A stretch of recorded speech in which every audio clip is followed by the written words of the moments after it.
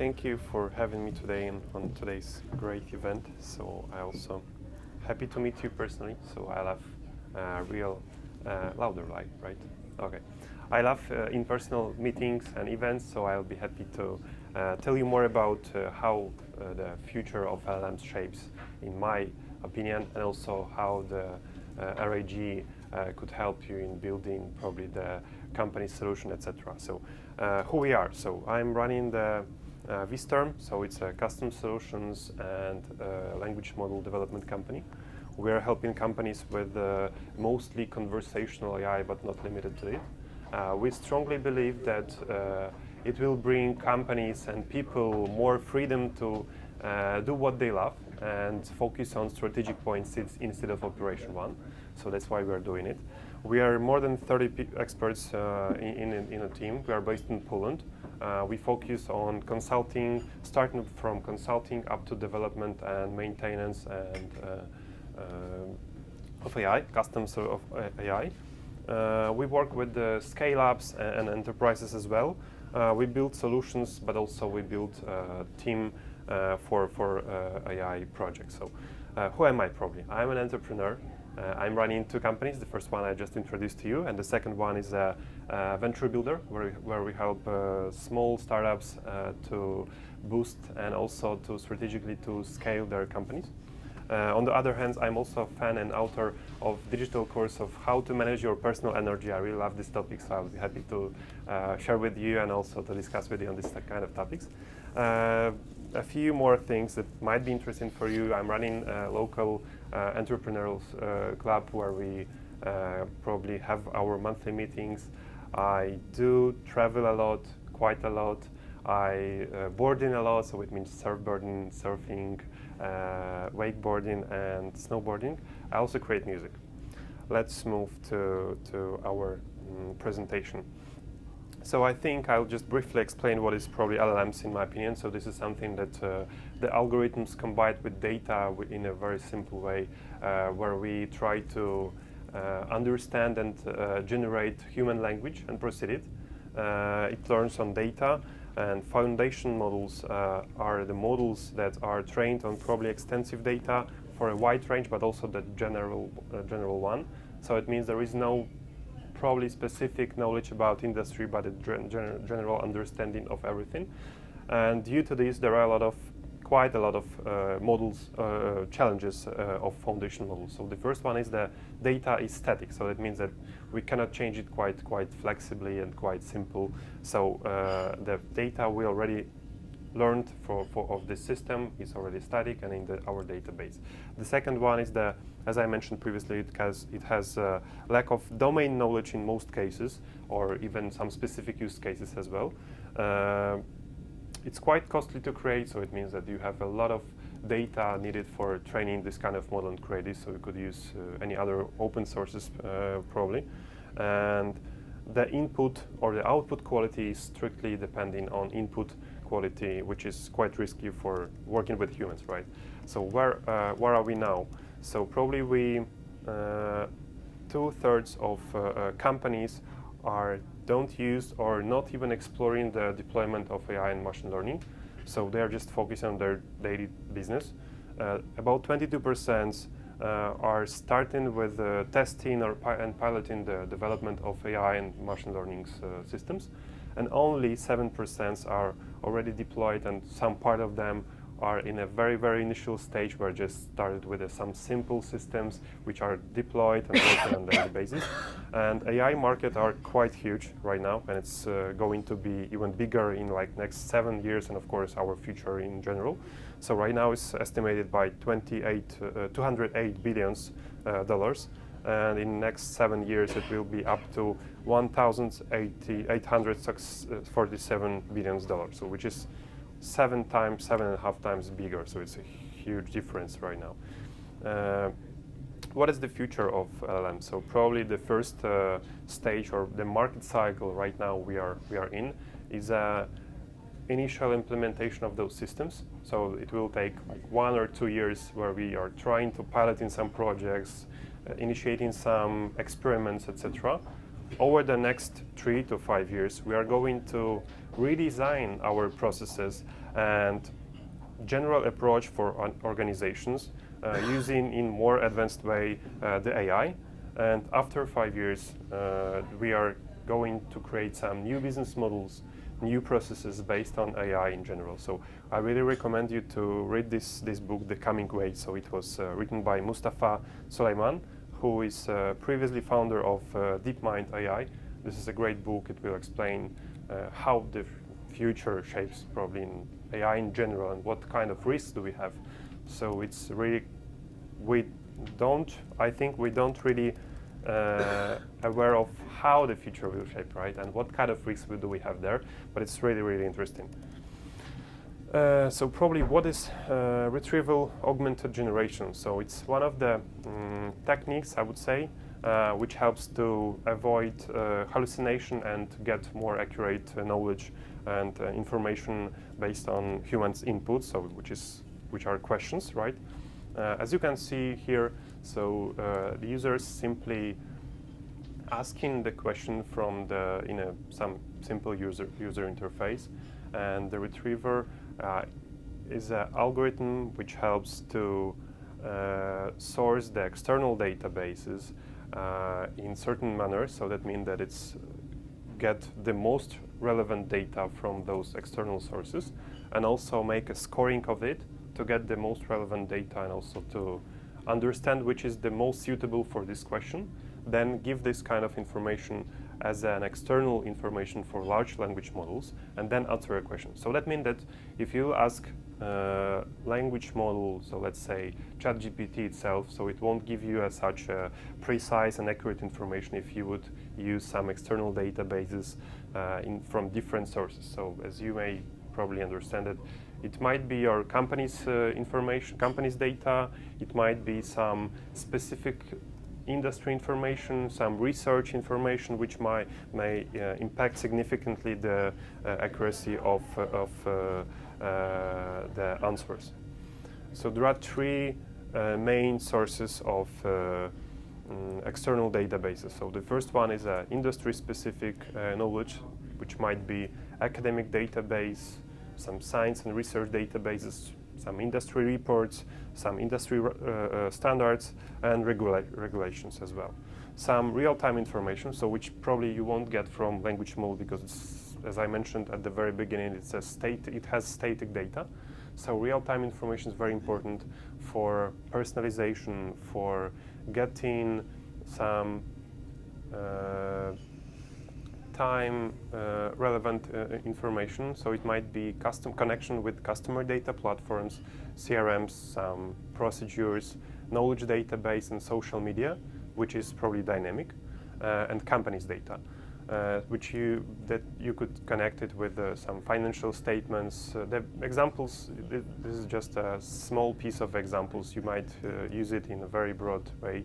So it's some kind of knowledge databases, customer feedback, strategic plans and forecasts, etc., etc. There are a few advantages and disadvantages of using RAG. As I mentioned at the beginning, this is one of the techniques, so probably is a must-have for any of projects with language models, but not the only one. So the alternatives are just train on data and build your language model with this specific data you would like to have.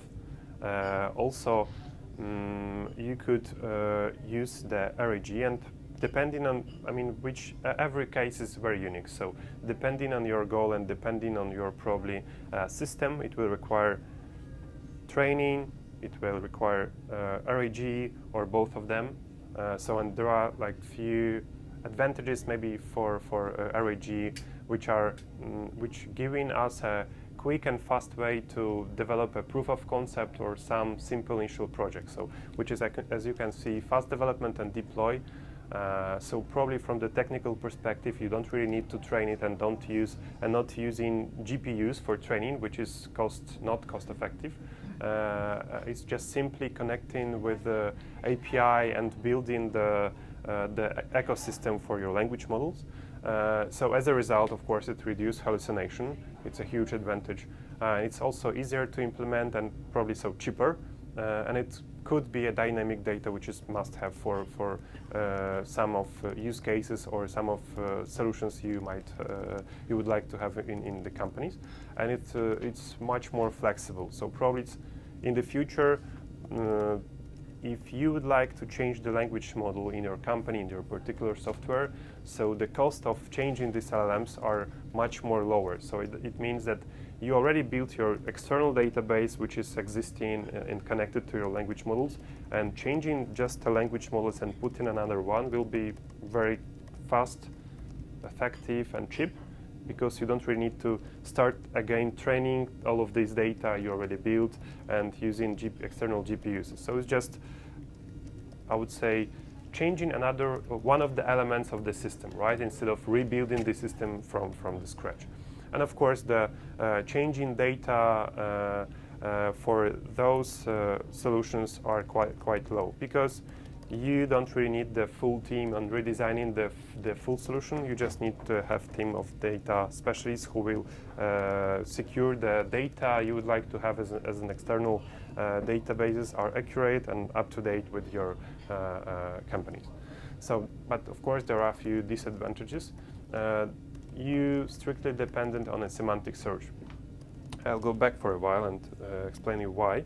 So as you can see here, Retriever, the algorithm of getting the information from external databases use semantic search.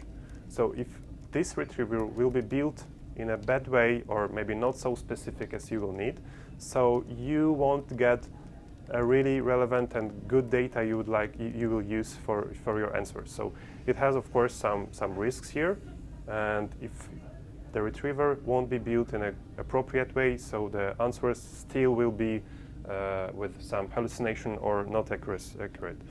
So that's why the semantic search in this particular element is very, very important. So the latency issues. It might be tricky for conversational AI using RAGs, because if at the same time the system will need or will require like serving thousands of people at the same time, so the time for answering the questions and probably chatting with this chatbot might be quite high. So that's why it should be combined for huge scalable solutions for conversational AI. It should be in a hybrid mode. So that means that you should train on some piece of data as well as connect some external databases. And it has also some context length limits. So that means that every language model has its limits in terms of context length. So that's why in the next slides I will show you how to probably overcome this. How actually to develop RAGs. So as I mentioned previously, this is a separate element of your system, and it should be done with some orchestration frameworks. So one of the examples is LangChain you might use in your project. The main focus in developing RAGs is probably the data and processing the data, so retriever, right, as I mentioned previously. So the data collection, so you need to collect this data and also split documents into chunks. So that's why I also mentioned that context limit might be challenging, and in this stage, based on collected data and documents you would like to include in your solution, should be split in some small pieces or chunks regarding the requirements of language models, which will probably precede all of this data. Model selection, which is very important, because there are a lot of models on the market, and some of them are more or less suitable for certain use cases. And selecting model itself is a quite challenging and quite important stage in the project development. So implementing and developing text embedding retrieval mechanism, as I mentioned previously also, is very important, because based on this mechanism and the way it will give you the appropriate information from external databases is impact the final results. Design and develop chatbot interface, this is the easiest way, the easiest stage here, and integrate all in one. So integrating and going one more time back to here. So this is the whole system, right? So integrating, here is your user interface, retriever, so we need to integrate everything here to make the final solutions done. Deploy monitoring, of course, and safety ethics and compliance check, and the last one is test and maintenance. I'll also give you a few examples how and where probably RAGs might be used. So I think almost every single field or every single solutions might be used this, starting with product recommendation system, conversational AI, semantic search for knowledge databases, AI agents, etc., etc. There are three main cases for you can use it. So yeah, so that's how it works. So and what we did for one of the international companies, which is based in different time zones, with having different teams, sales teams, and also languages, currencies, and products. So they sell physical products over the world. They have covered, I think, 30 or 40 countries in the world. They had previously hundreds of requests per day, some very simple and very stupid, sorry for this classification, but very stupid questions on their email. So they had a lot of probably on their website, a lot of information, and some of information still need to be fulfilled by this request for the client. So as a result, so we did for them conversational AI, which helps them to optimize for their different sales team over the world, the answering in just one click of button for this kind of operation. So as an example, some customers in Italy might ask for some products in Italy and send into some other countries. And what we did, we connected to their language model different external sources, because they had for one country they had one specific product catalog. In every country it was different, so we connected it to these language models, and based on this solution they might have an access to all languages, all products with with currencies, and also we implemented recommendation system for this particular project that were requested by the customers. So as a result, their sales team in different countries, just clicking on the button, they had a solution that generated the answer for those requests and saved them a lot of time. And instead of focusing on some repeatable requests from those customers, they are focusing more on account management and building the relationship with the customers. So they're less focusing on like operation stuff and more focusing on strategic things. So and the best thing, I guess, for owners of their business, that the ROI we achieved like in 2 weeks. So that means that they paid for something in 2 weeks. They already got the positive ROI in this project. Yeah, so that's it. So I'll be happy also to have free of charge consultation if you reach me out on LinkedIn on hourly basis. So if you would like to contact me directly here, I'll also stay here and talk to you. But if you would like to have a consultation with me in more maybe technical way or on specific individual ways, I'll be happy to make it with you. If you have any questions, I'll be happy to answer it right now. Yes, we've got 5 minutes for a question. Go ahead. Yeah, so I'm just going to go back to my original question. Sure. So I like the relatively new to this, but I like what you talk about, that you are linking to an existing language model, yeah, and then using your own data as well, right, on top of it together. What if you just wanted to train it on your own data? You didn't want to reference the outside, because you know the answers were there within your knowledge base. Yeah. How difficult is that to deploy? Is it, how does that work compared to what you just said? Yeah, I'll go back for a while maybe for this. Yeah, here it is. So if you would like to train, if you would like to, in a simple words, so make external databases as an internal database, right? So it will, you will need to train your data, train the LLM, right? And rent probably their GPUs, so it will be cost, it will cost something, right? It will time, and also engineering team will be needed. A different setup of team will be needed for this kind of project. And in some cases, as I mentioned, so real-time information won't be probably possible to integrate. So you need to learn this data or fulfill this data to your LLM on a daily basis or maybe hourly basis. So and for such, let's say, big amount of iterations, so it will be quite high in terms of financial in budgets, right? And also the results might be different because you have no control over the language models if you will train on a daily basis, let's say. So going back to the very beginning, so I think some part of the external database should be stay in this setup, because it might be real-time information. The financial statement are also changing, right? And depending on your goals, you might use more training and less external databases, or depending on your budget as well, you might stay with all external database at the first stage, just achieving the accuracy of like 75%, and you would like in the future to achieve like 95%, so then you could train this data, but not all of this data, but some parts of it, right? The best probably source might be integrated, this is industry-specific nodes.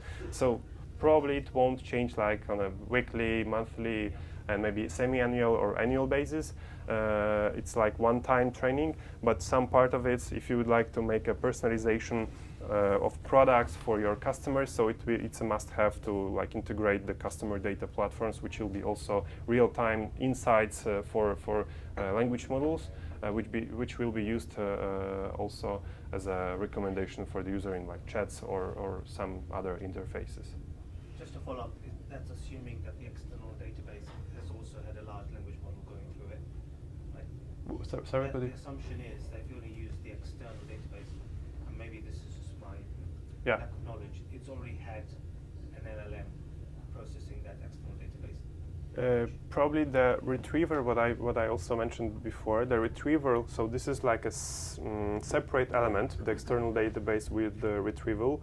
It's just a separate element which is preceding the information and scoring it, like how suitable is it. And then after this, it will send to language model. So it's a separate element. Okay. Yeah. You're saying, is it real time? Yeah. Okay. So it's separate, yeah. It gets ingested into a vector database. Yeah. Usually as a separate process. It can have some LLM operation, but it can be usually a separate process. So then the LLM can then talk to the vector database, in the way that it likes to. Yeah, exactly. It might be used like in the vector databases, some other sources, some structured, unstructured videos, audios, some text messages, some like documents, PDFs, docs, whatever you want.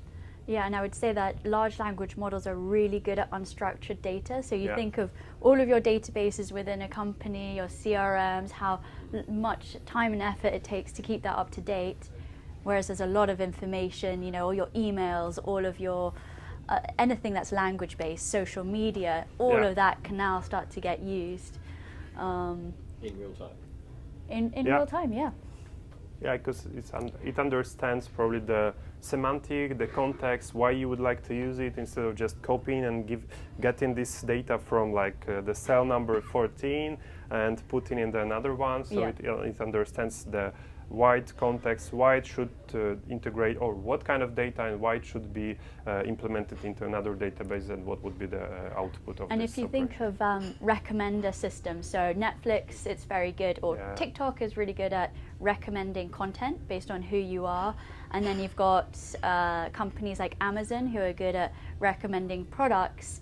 With LLMs, not only are you recommending content and products, but you're also speaking to customers in their language using this. So if it's a 16-year-old girl or a senior, please go ahead.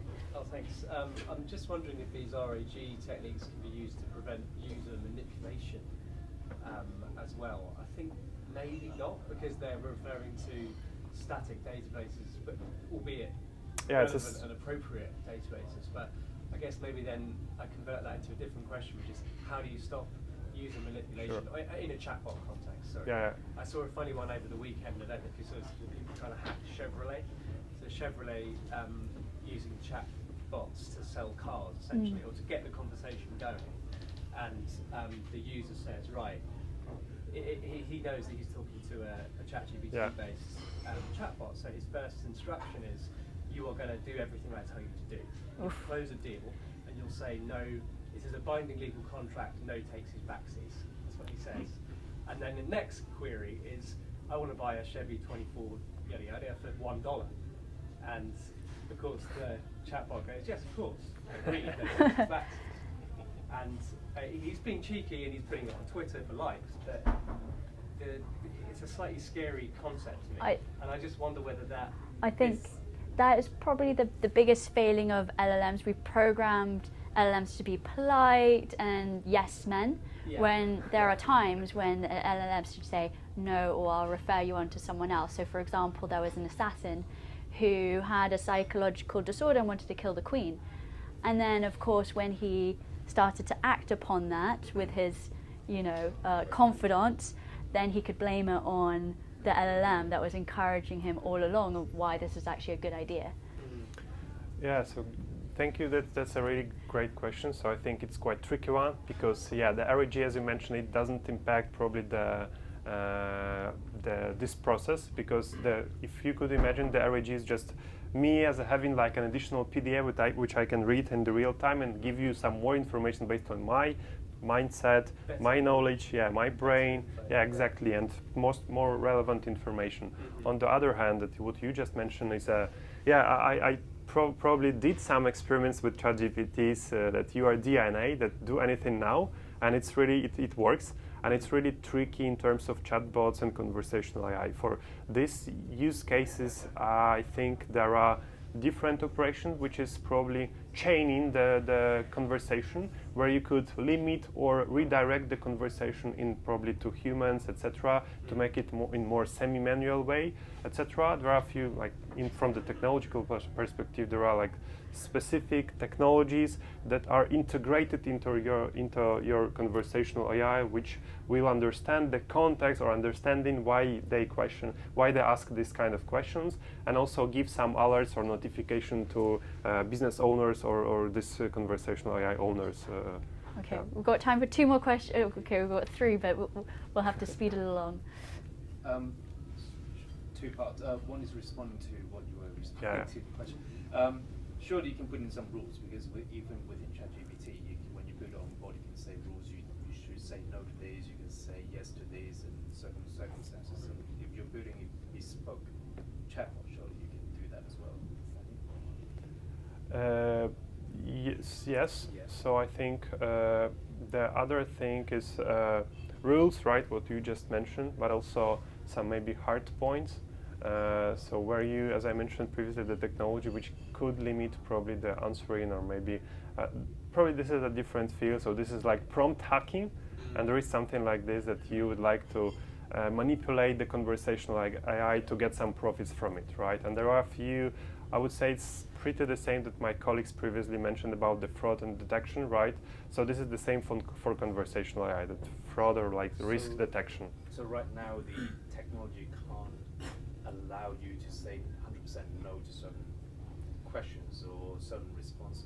Allows, I mean, of course, if you will, it depends how you will design your process, because at the end of the day you have like questions and you could have like 4 answers, right? If your conversational AI will ask human about something, you could tell nothing in a positive way, in a negative, or neutral, right? So there are 4 answers, and 4 pipelines would has its own like process.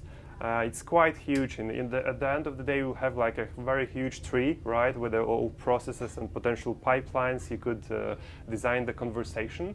It's the matter of technology, and I would say the stage of the project and risks, like balancing between risks you may get from it, right, and also profits.